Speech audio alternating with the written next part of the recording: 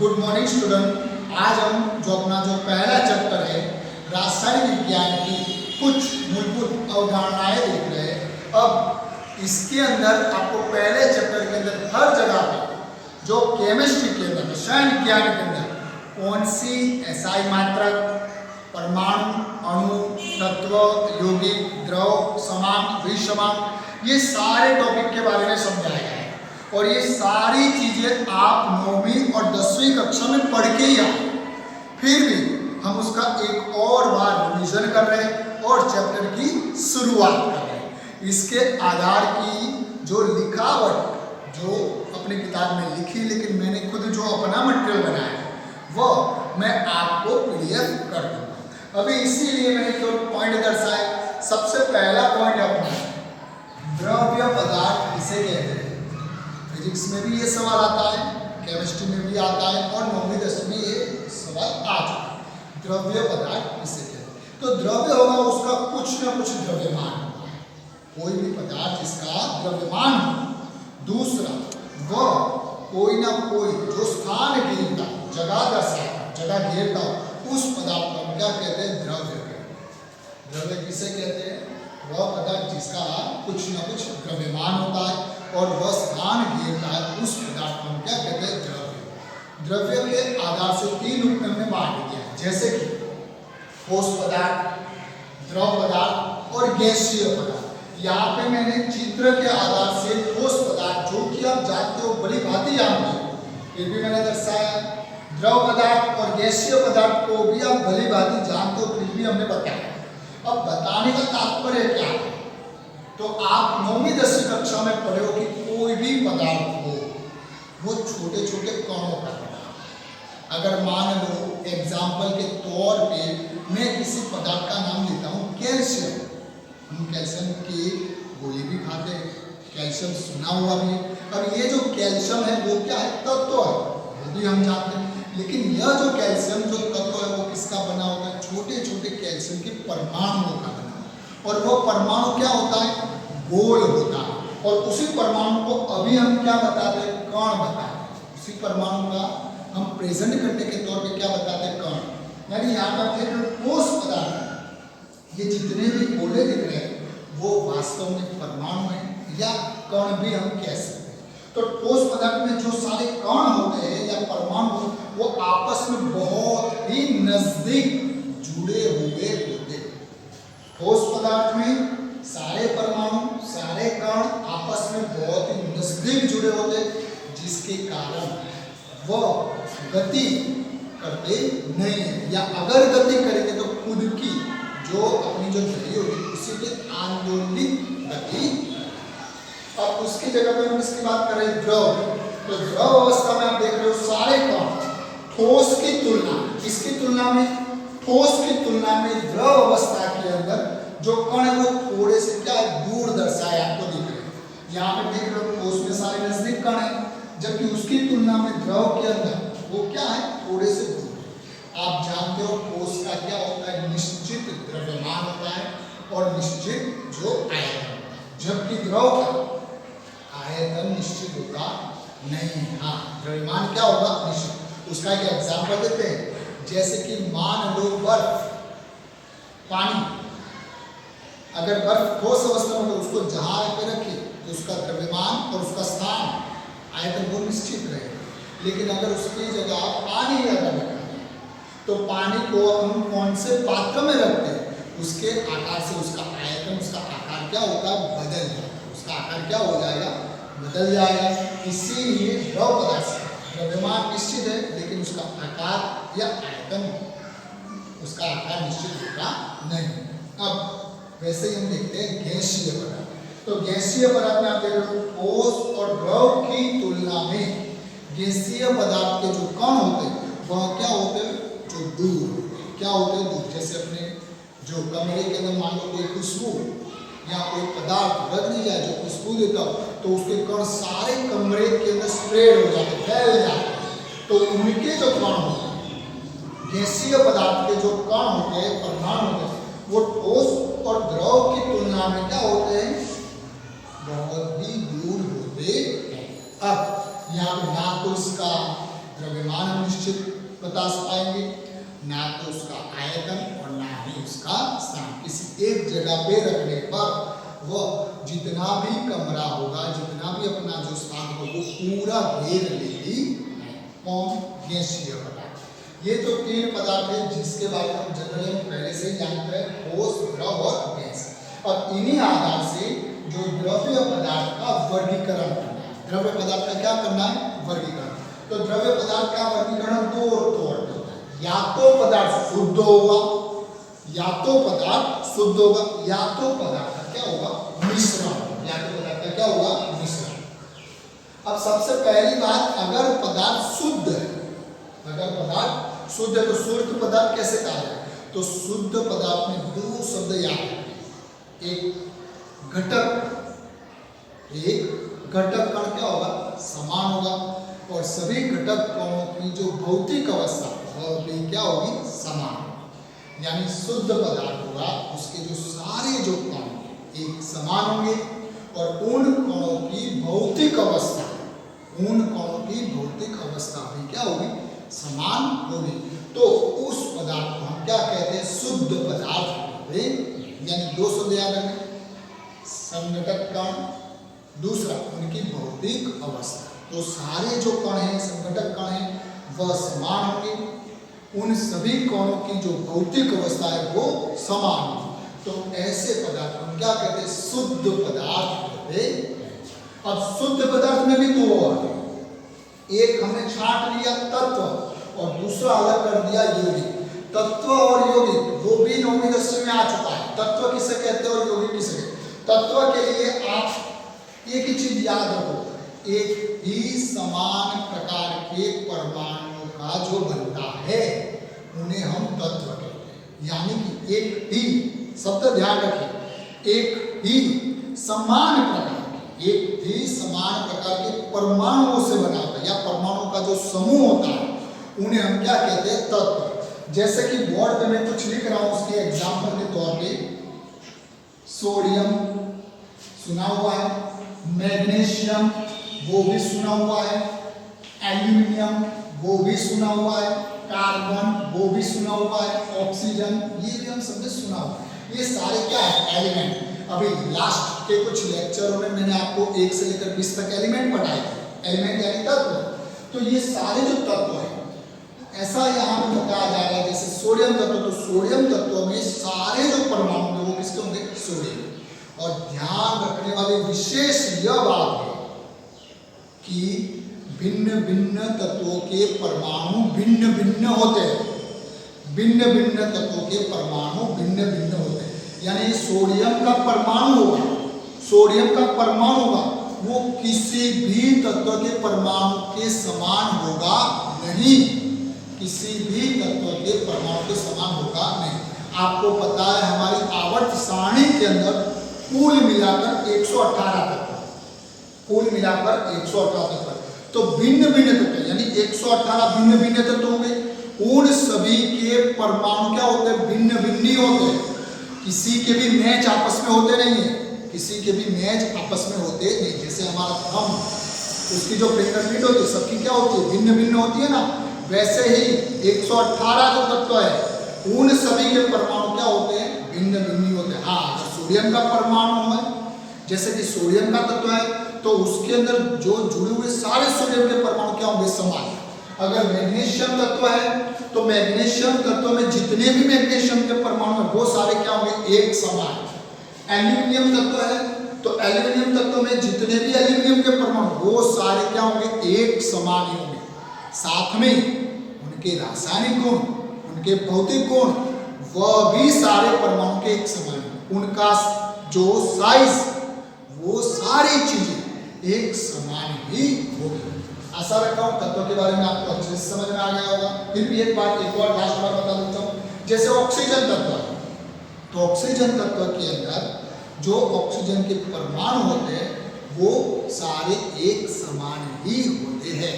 अब जैसे ऑक्सीजन का परमाणु क्रमांक 8 है और दूसरा नाइट्रोजन तत्व का परमाणु क्रमांक 7 है, नियरेस्ट है, फिर भी ना तो ऑक्सीजन का परमाणु और ना तो नाइट्रोजन का परमाणु कभी सेम हो सकता नहीं। ये तत्व की बात है। अब यौगिक की परिभाषा के ऊपर देखते हैं, तो यौगिक किसे कहते हैं?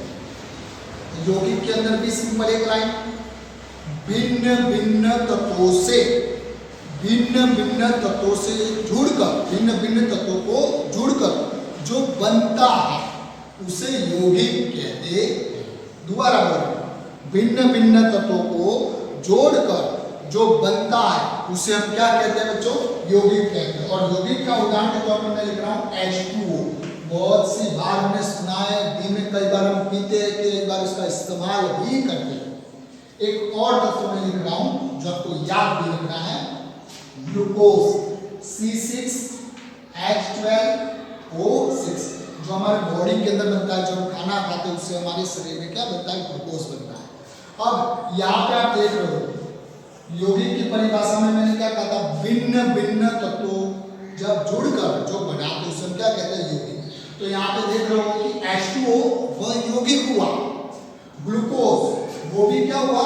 यौगिक हुआ। H2O में आप देख रहे हो दो तत्व है, हाइड्रोजन और ऑक्सीजन, दोनों भिन्न भिन्न तत्व है, यानी दो भिन्न भिन्न तत्वों से जो बनता है उसे हम क्या कहते हैं? यौगिक। जैसे कि H2O, ग्लूकोज, तो ग्लूकोज में क्या हुआ?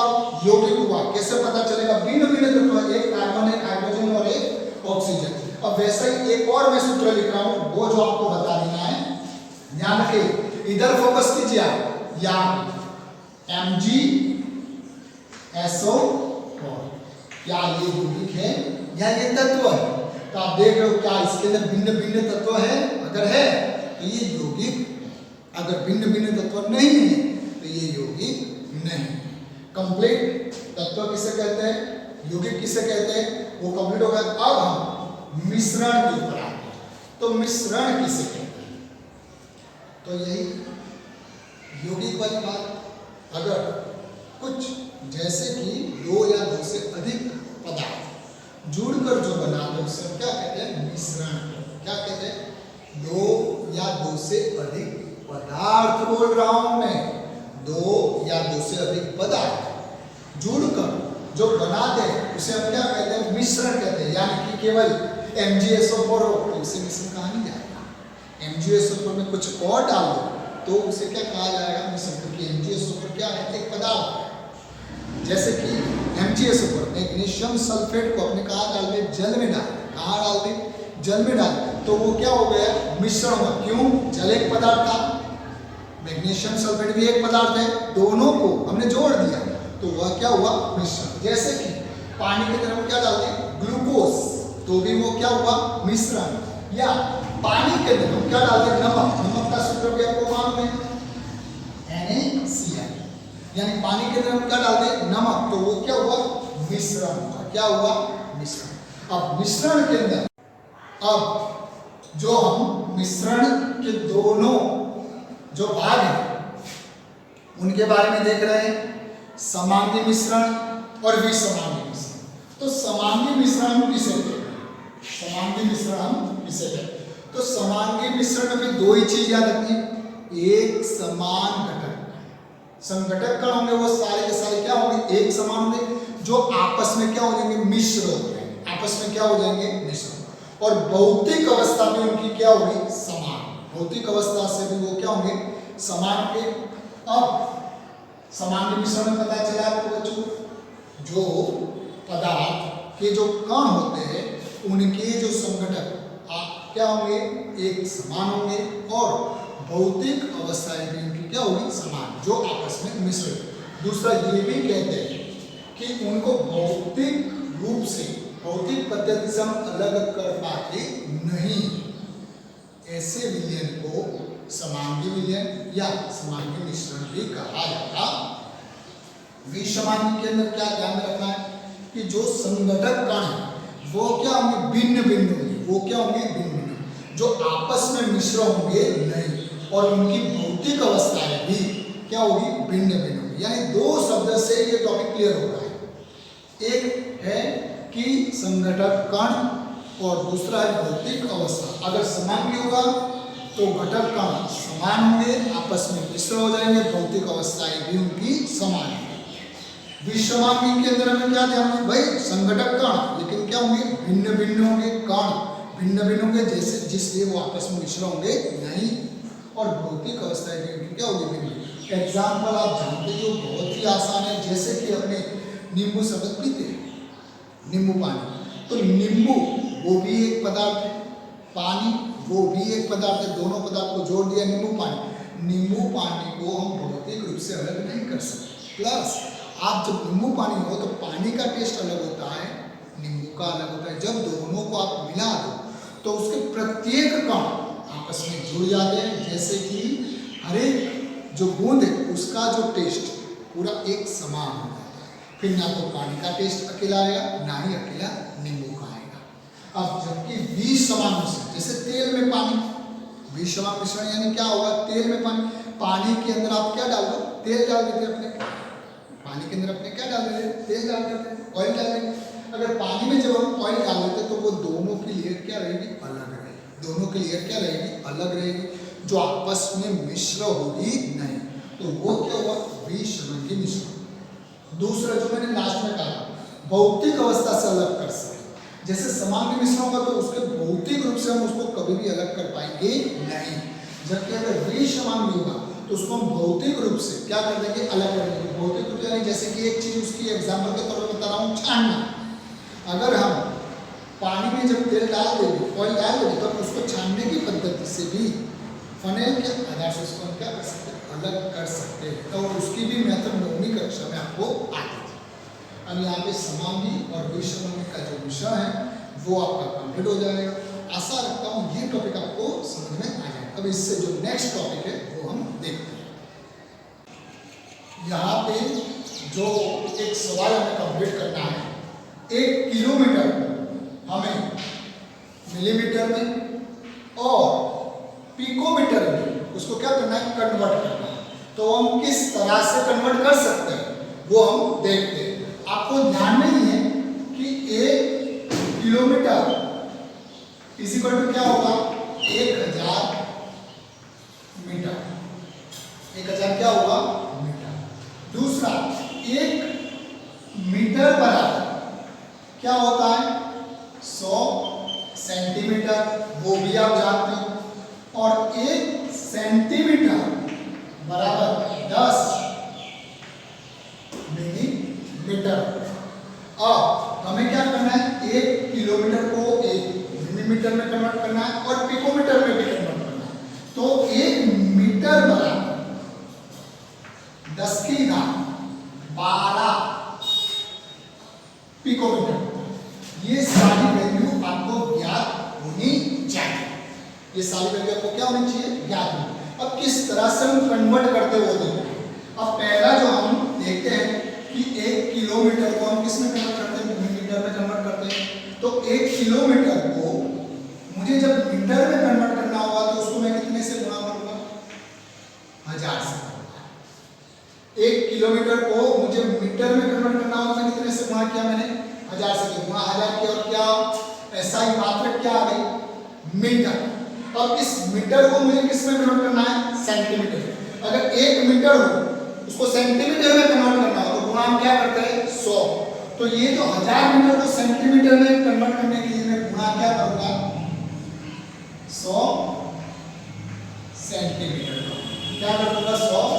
अब जब मैंने 100 से गुणा किया तो ये ऐसा ही मतलब मीटर निकल जाएगी और क्या आ जाएगा, सेंटीमीटर। और यहाँ में ध्यान में 1 सेंटीमीटर बराबर कितने होते हैं, 10 मिलीमीटर। यानी सेंटीमीटर को अगर मिलीमीटर में कन्वर्ट करना हो तो गुणा क्या करेंगे, 10। तो यहाँ पे मैं 10 से क्या करता हूँ, गुणा, और क्या आ जाएगा, मिलीमीटर। और ये जो सेंटीमीटर का भी ऐसा मात्रक निकल जाएगा। दोबारा ध्यान दो, पहले क्या था, 1 किलोमीटर था, पहले क्या था, 1 किलोमीटर था। 1 किलोमीटर को मीटर में कन्वर्ट करने के लिए मैंने कितने से गुणा किया, 1000 से। 1000 से गुणा कर दिया तो किलोमीटर की ऐसे मात्रक निकल गई, पीछे क्या लग गई, मीटर। अब मीटर को मुझे किस में कन्वर्ट करना है, सेंटीमीटर में। तो मैं वापस से गुणा क्या करूंगा, 1000 करूंगा। तो 1000 से वापस से गुणा किया तो सेंटीमीटर लगाने से मीटर क्या हो जाएगा, निकल आएगा। और सेंटीमीटर को मिलीमीटर में कन्वर्ट करने के मुझे कितने से गुणा करना है, 10। तो मैं कितने से गुणा कर दिया, 10। तो सेंटीमीटर की जो ऐसा मतलब निकल जाएगा, बचेगी केवल क्या, मिलीमीटर। अब यहाँ पे सबका अगर आप गुणा करोगे तो आप देख सकते हो एक यहाँ पे कितने होंगे, आप जीरो की अगर कैलकुलेशन करेंगे तो कितने हैं 6। अगर 6 है तो यूं याद रखो जितने भी एक के पीछे 6 मिलेंगे तो 10 की घात 6, 10 की जो घात है वो कितनी आएगी 6। अब ध्यान में ये रखने वाली बात है एक के पीछे कितने जीरो आए 6, तो हमने 10 की घात 6 एक कम किया नहीं उतनी रहा, यानी 10 की घात 6, यानी ऐसा कह सकते 1 किलोमीटर बराबर 10 की घात 6 मिलीमीटर हो जाएगा कि नहीं हो जाएगा। कंप्लीट। अब हमें क्या करना है पिकोमीटर में कन्वर्ट करना है। अब हमें उसको किसमें कन्वर्ट करना है पिकोमीटर में, तो वो दोबारा देख लेते हैं। और वो देखने के लिए 1 किलोमीटर को पहले किसमें कन्वर्ट करेंगे मीटर में, तो मीटर में कन्वर्ट करने के लिए मुझे कितने से गुणा करना पड़ेगा 1000 से, तो ये मैंने 1000 से गुणा कर दिया तो 1000 मीटर। अब मीटर में क्या करिए किलोमीटर की ऐसा नेटवर्क निकल गया। अब मीटर को अगर पिकोमीटर में कन्वर्ट करना है, अब ध्यान देना मीटर को अगर पिकोमीटर में कन्वर्ट करना है तो आप गुणा क्या करोगे 10 की घात 12 से क्या करोगे गुणा करोगे। 10 की घात 12 से जब गुणा करोगे तब कौन सी एसआई मात्रक लगेगी पिकोमीटर, और तब ये मीटर क्या होगा निकल जाएगा। अब यहाँ पे ऑलरेडी 10 की घात 12 और 1000 यानी क्या कह सकते हैं 10 की घात 3, तो 10 की घात 3 और 10 की घात 12 दोनों का जोड़ करेंगे तो कितना आ जाएगा 10 की घात 15 पिकोमीटर, यानी कि 1 किलोमीटर इज इक्वल टू 10 की घात 15 पिकोमीटर हो। समझ में आ गया आपको ये किलोमीटर को मीटर, यानी जैसे जैसे हम गुणा करते हैं वैसे आगे की जो एसआई मात्रा है वो हमें क्या करनी है कंप्लीट। अब जो हमारा वैसा ही दूसरा क्वेश्चन 1 मिलीग्राम को किलोग्राम में कन्वर्ट करना है और 1 मिलीग्राम को नैनोग्राम में भी कन्वर्ट करना है। तो उसकी कुछ वैल्यू में आपको समझाने के लिए आपको मालूम है कि 1 किलोग्राम इसी पर क्या होता है 1000 ग्राम।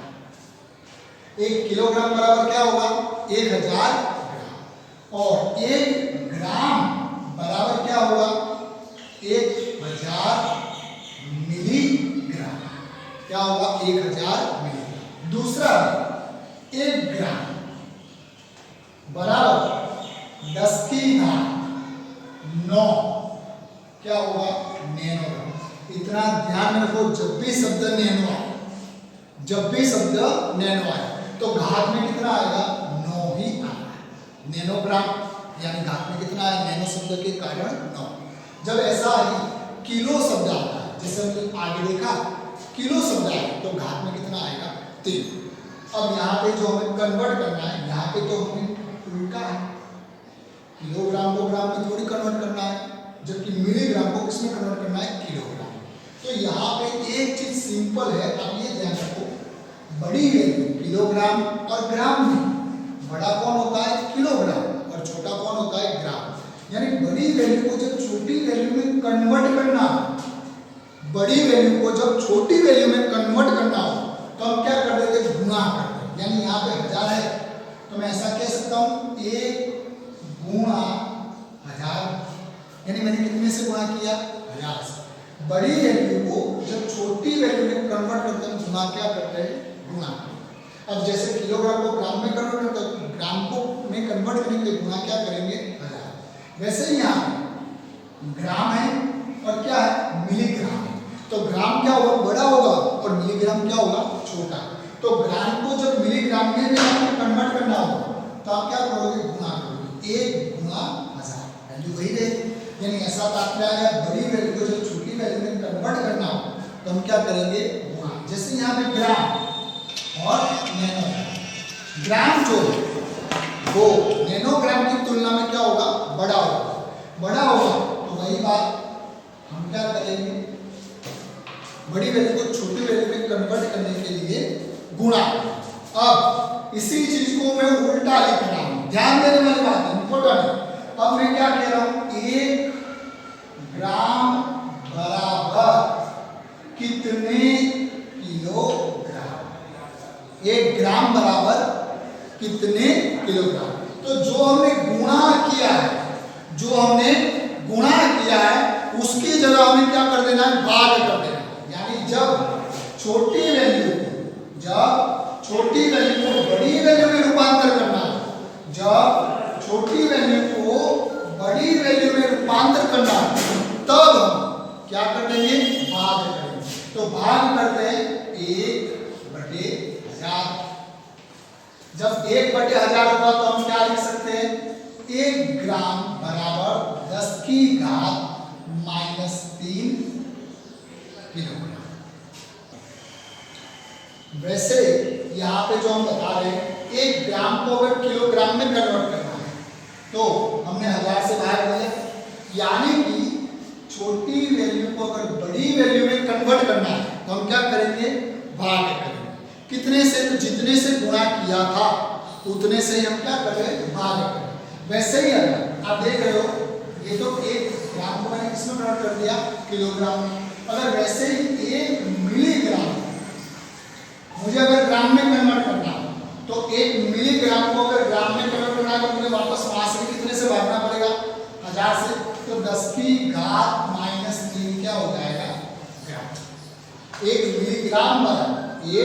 मिलीग्राम बराबर क्या हो जाएगा, 10 की घात -3 ग्राम। कैसे, तो ये जो यहाँ पे बड़ी वैल्यू को जब छोटी में हम कन्वर्ट करते हैं तो क्या करते हैं, गुणा 1000।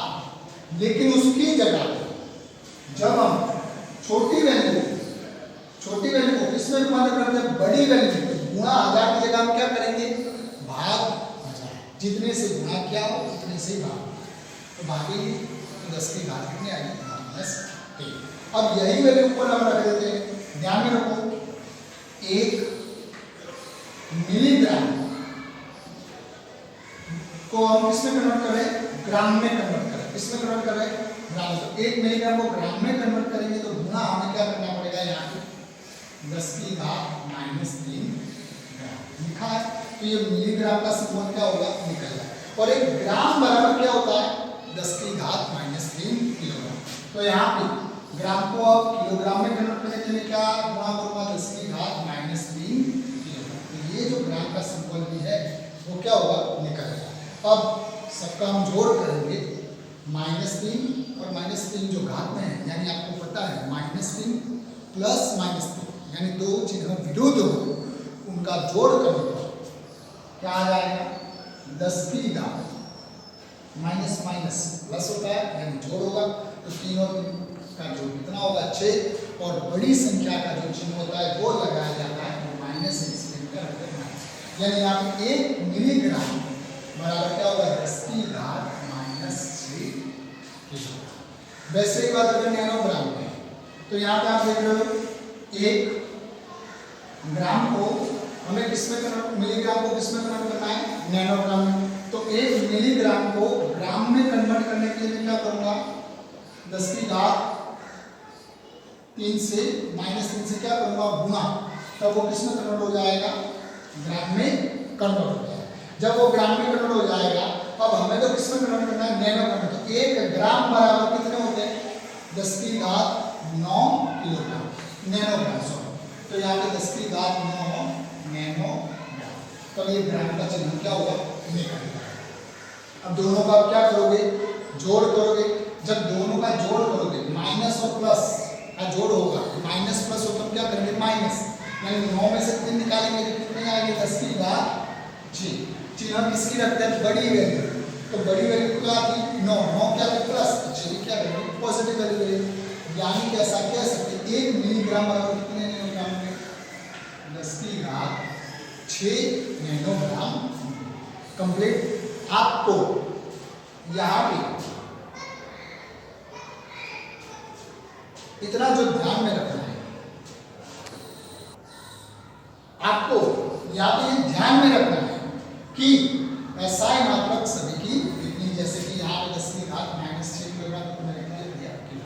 सिंपल सी बात है, बड़ी वैल्यू को छोटी वैल्यू में कन्वर्ट करना हो तो गुणा करेंगे, और उसकी जगह छोटी वैल्यू बड़ी वैल्यू में कन्वर्ट करना हो भाग, उसके आधार से कंप्लीट।